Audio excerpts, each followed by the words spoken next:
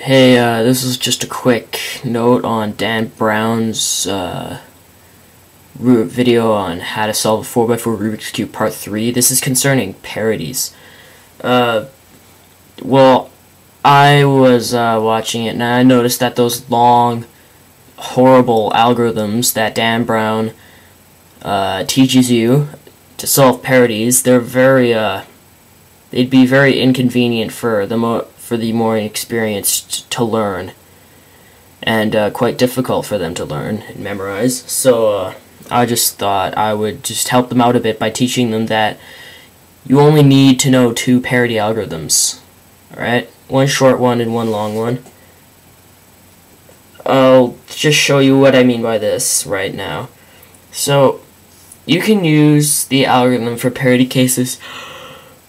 Oh, sorry, I'm sick. You can use the algorithm for parity cases number 3 and 5. For parity cases parity cases numbers 1 and 4.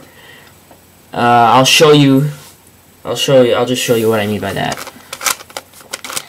So this is the algorithm you're all familiar with, and this is parity case number 3, where these two with this pair of edge pieces right here is flipped with this pair of edge pieces right here. Normally one would do this.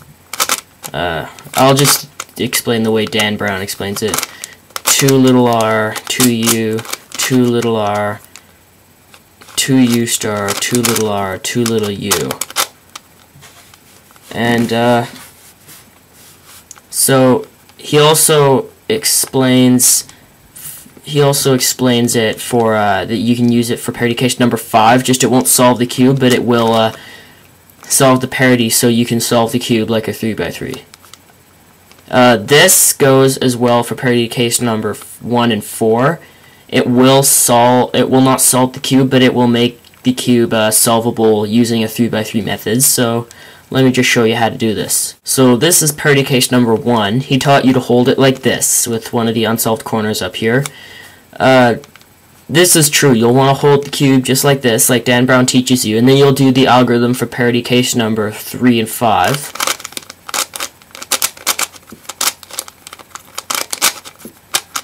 And voila, the cube is not solved, but it is now solvable like a 3x3. The same goes for parity case number 4, which is these 2 corners flipped like so. What you can actually do is just hold the cube like Dan Brown teaches you with these 2 corners in front like this. Then just do the algorithm for parity cases number 3 and 5.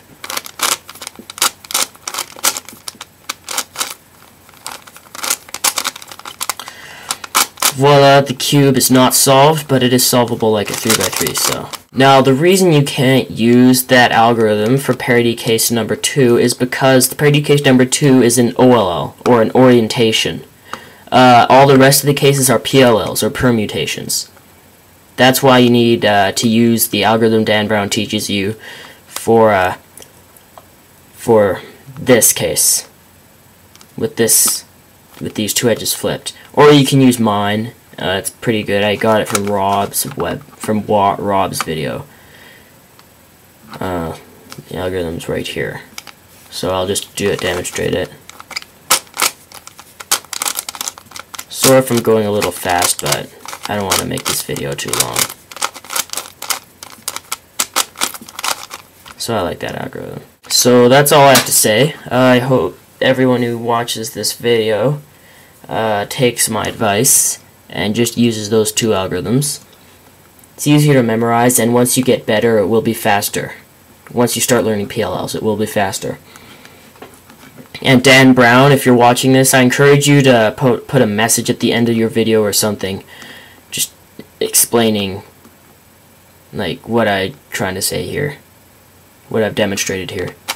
Anyway, that's all I have to say.